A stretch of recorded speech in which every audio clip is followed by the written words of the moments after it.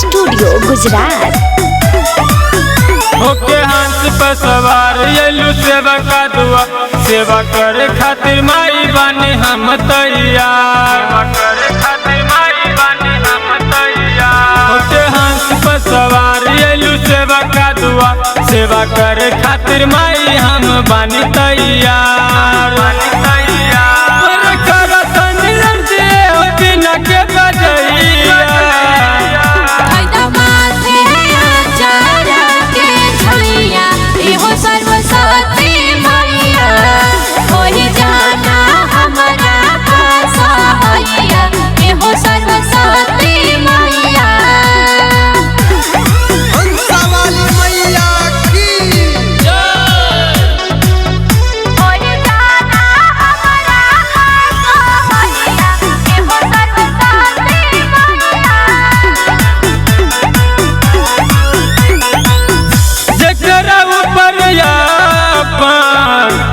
नजर घुमावेलू, जीरो से हीरो माई तू ही बनावेलू, बनावेलू। अरे तेरी बजहाँ हो जाए हो, तू कभी गीतिया गाए हो।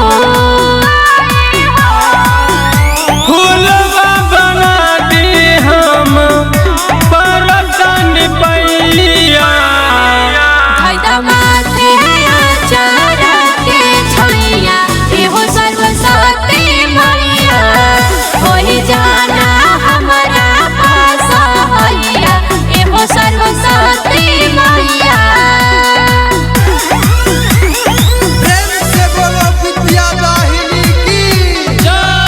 होई जाना हमारा पास हैया एहो सर्वशक्ति मैया।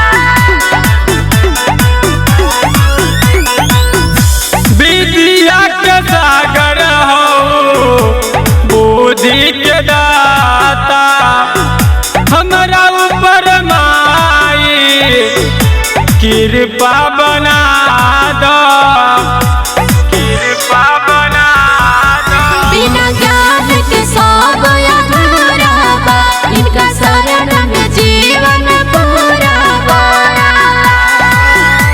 तू ही सवारो माई भाग्य के रचैया, माथे चारा के छैया एहो सर्वशक्ति मैया, होई जाना हमारा पास हैया एहो सर्वशक्ति मैया।